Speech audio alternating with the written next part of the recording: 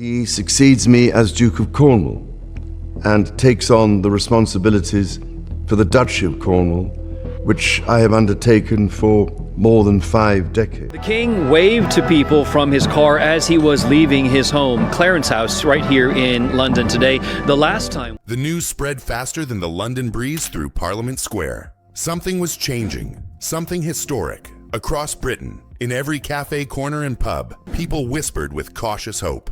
On front pages and in living rooms, one idea gleamed brighter than the rest. King William V was set to redefine the monarchy for a new century.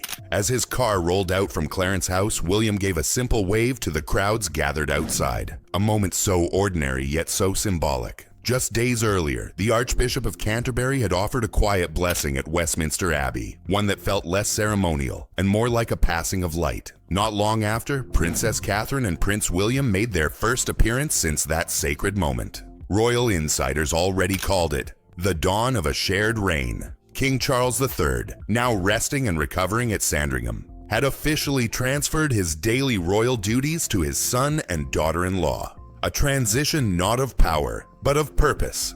The Archbishop's words still echoed through the Abbey arches. As this crown passes through hands of service, may it always be held with duty.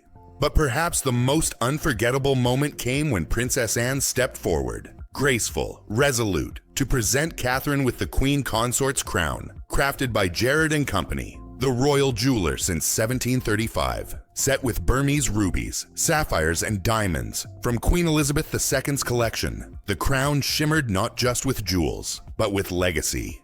A palace spokesperson later revealed that 2 versions had been made, one grand, stored in the Tower of London, and another lighter ceremonial crown, the one Catherine wore during her blessing. As the Abbey bells rang across the London skyline, there was a hush, followed by awe. One observer murmured, "She isn't just wearing a crown, she's carrying a nation's faith." But this wasn't the end of a story. It was the quiet beginning of something Britain hadn't seen in generations. Because what happened next, at Windsor, would show the world exactly who the monarchy had become. A few hours after the blessing, the scene shifted from the grandeur of Westminster Abbey to the open heart of Windsor. Crowds gathered along the Long Walk, waving Union Jacks and holding flowers. Not in mourning, but in anticipation. The air buzzed with warmth and renewal. From grandparents to school children, people waited not for a spectacle, but for reassurance. A family stepping forward together. Then they appeared, William and Catherine, hand in hand, stepping out as the new face of the monarchy. William led with quiet confidence, his eyes steady but humble. Beside him, Catherine, radiant in a dove gray coat, moved with calm grace, greeting people as if each handshake carried meaning. Children ran up with crayon drawings, and Catherine knelt to their level, smiling so genuinely her eyes sparkled. An elderly veteran leaned forward and said softly, "God bless the new queen." Catherine, with a warm nod, replied, "God bless the king." It wasn't just a royal engagement. It was a passing of rhythm, a moment where formality met feeling. Palace insiders later called it a human coronation. Meanwhile, Camilla's absence didn't go unnoticed. Clarence House described it as a period of quiet reflection, but whispers began to rise among the crowd. One commentator summed it up best. Westminster crowned the title. Windsor revealed the heart. On social media, the moment exploded. Hashtags like #blessing of the future, #crown of Catherine, and #the anchor trended for hours. Thousands called Catherine the people's queen in waiting. Even seasoned royal reporters admitted this wasn't simply ceremony, it was transition, unfolding in plain sight. But inside Buckingham Palace, not everyone was smiling. Behind those gilded doors, tension simmered. Alliances were shifting, and one powerful woman had suddenly gone silent. As the sun set over Windsor, the sound of bells faded into murmurs. Inside the palace walls, where silence often speaks loudest, the atmosphere had changed. The ceremony had ended, but the implications were only beginning. That night, aides moved between offices with hushed urgency. Files were transferred, communication lines redirected. What had once been managed jointly between Buckingham Palace and Clarence House now seemed firmly under the House of Wales. It was, as one senior aide privately described, a quiet redistribution of power. Camilla, once ever present beside the king, was notably absent from the center of planning. Officially, she was taking private time at Ray Mill, but those close to her confessed that she felt sidelined, watching from afar as new leadership took root. Meanwhile, Princess Anne became the steady hand bridging the transition. Her symbolic crowning of Catherine wasn't just ceremonial, it was strategic. One insider revealed, Anne made it clear, the monarchy must move forward, not wait for comfort. The press picked up the undertones. Phrases like co-stewards in the storm began circulating in headlines, describing William and Catherine's growing equality in royal affairs. Public sentiment leaned overwhelmingly positive. An overnight government poll revealed that 84% of Britons viewed the shift as timely and wise. Catherine's global image skyrocketed. Photographs of her bowing before Anne, the crown above her head, flooded the internet. CNN called it the decade's most powerful royal image. It wasn't rebellion, it was redefinition. The monarchy was being remade, not by decree, but by presence.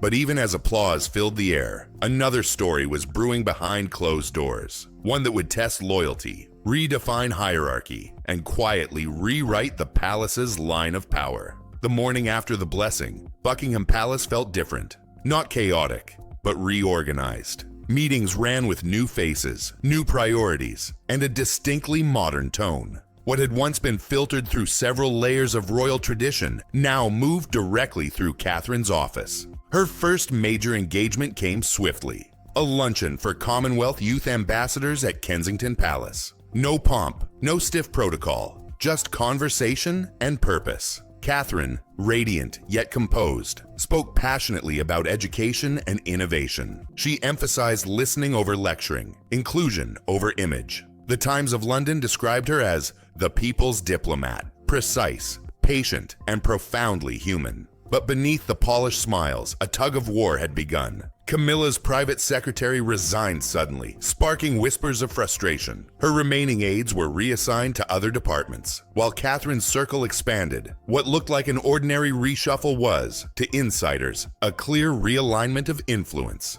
Through it all, Princess Anne maintained calm authority. She made regular visits to King Charles at Sandringham, updating him on the transition and emphasizing unity above ego. The crown doesn't wait for comfort, she reminded those around her. It waits for courage. Meanwhile, Catherine's growing influence wasn't confined to palace walls. Her effortless blend of duty and warmth began to reshape how the monarchy connected with people. Every handshake, every word, intentional yet deeply human. Royal analysts began using a new phrase, dual monarchy by duty. William and Catherine, side by side, not in hierarchy but in harmony. But while Catherine's rise brought light to the palace, it also cast long shadows. Not everyone felt secure in this new era, and the next royal gathering would reveal just how deep those cracks ran. As dawn broke over Westminster, soft rain dusted the streets, but spirits were high. Catherine's approach during the season reflected her values, connecting with people directly, prioritizing education, girls' empowerment, and climate awareness over formal displays. Even small gestures like crafting forms for youth voices underscored her intentional, empathetic style of governance. As the new year unfolded, Catherine's influence within the monarchy became increasingly visible, yet understated.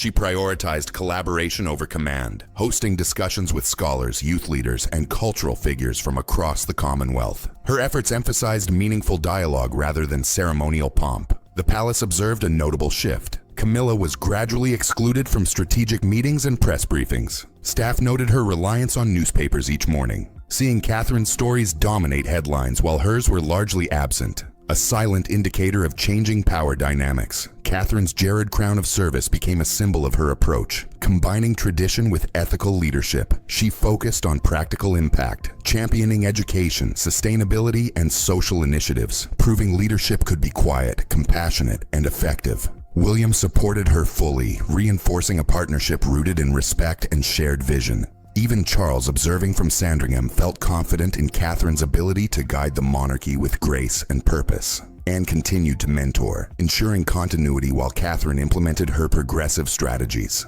Every public engagement reflected a new tone, authenticity, warmth, and responsibility. Catherine's actions subtly communicated that the monarchy could evolve while staying rooted in values and service. Social media amplified this narrative, presenting her as the people's queen in practice, not just in title. As winter deepened over Sandringham and Westminster, Catherine's role crystallized. She was no longer just the queen consort designate. She had become the driving force behind a monarchy rooted in empathy, inclusivity, and service. Her Christmas initiatives, from carols at the Abbey to walks through Sandringham with children's crafts and local community projects, signaled a monarchy reborn with purpose and heart. Catherine's leadership style contrasted sharply with Camilla's quieter withdrawal. The palace staff and public alike noticed the shift of influence. Where Camilla's presence had once been central, Catherine now set the tone, blending modern engagement with respect for tradition. The Commonwealth Youth Forum further solidified her role.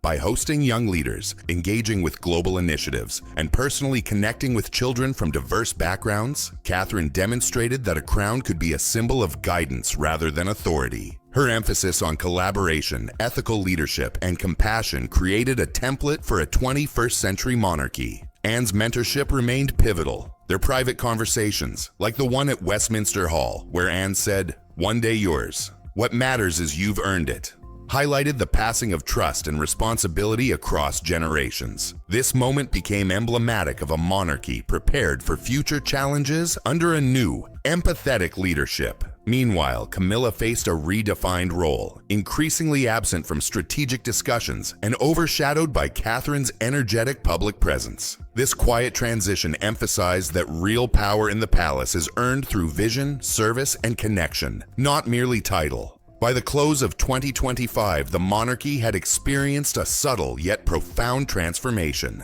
Catherine's reign was not about spectacle, but substance, about leading with heart, purpose, and a deep commitment to community. The public response reinforced her approach, admiration, trust, and a growing sense that the monarchy could evolve without losing its soul. The question now remains, as Catherine continues to lead with empathy and authority, how will Camilla and other traditionalists respond? Could this be the dawn of a truly modern monarchy, shaped by quiet strength and earned respect?